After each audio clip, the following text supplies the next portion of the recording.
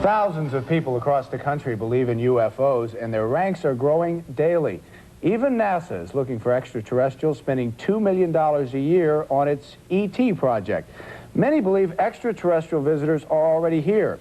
In part one of his two-part report on the UFO phenomenon, correspondent Boyd Matson tracks down the latest findings on possible visitors from alien planets. Are we floating all alone in the cosmos? The only intelligent life in the universe? Or is someone else out there?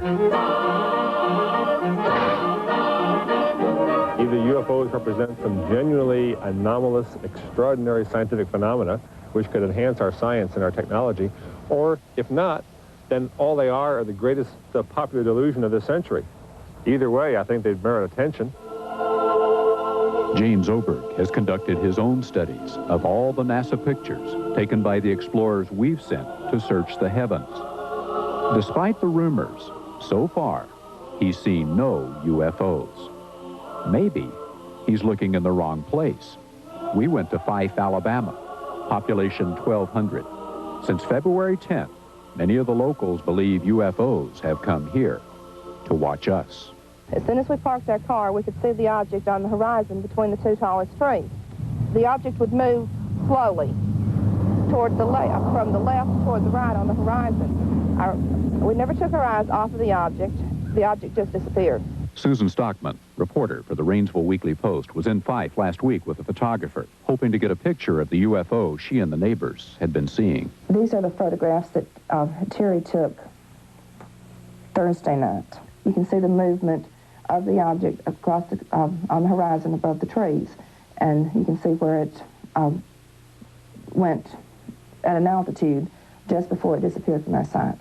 Stockman's positive that wasn't an airplane, but a spaceship, she can't say. Others who are sure didn't have a camera, but their descriptions are selling T-shirts and drawing crowds from several states, doubling Fyffe's population every Friday night. UFO skeptics are not impressed. They say all sightings can be explained logically. More than 1 out of every 4 UFO reports turns out to be a bright celestial body.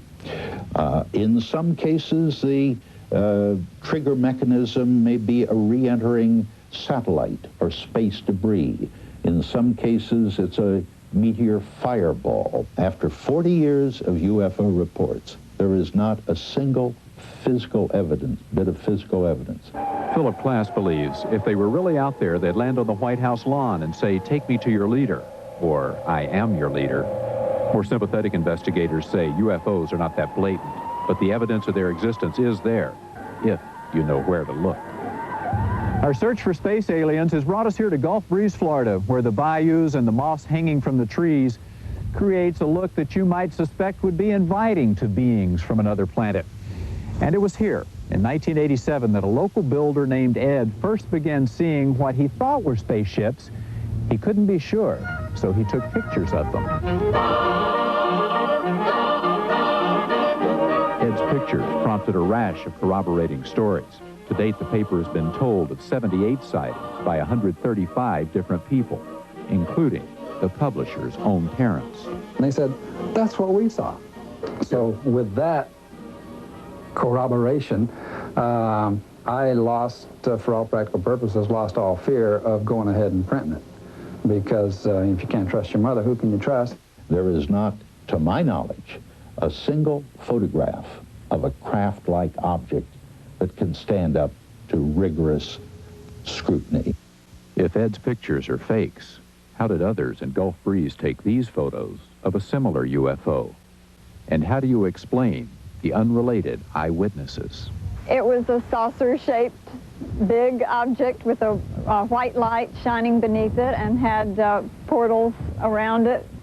It was a very clear night and we could see it very clearly. Yeah.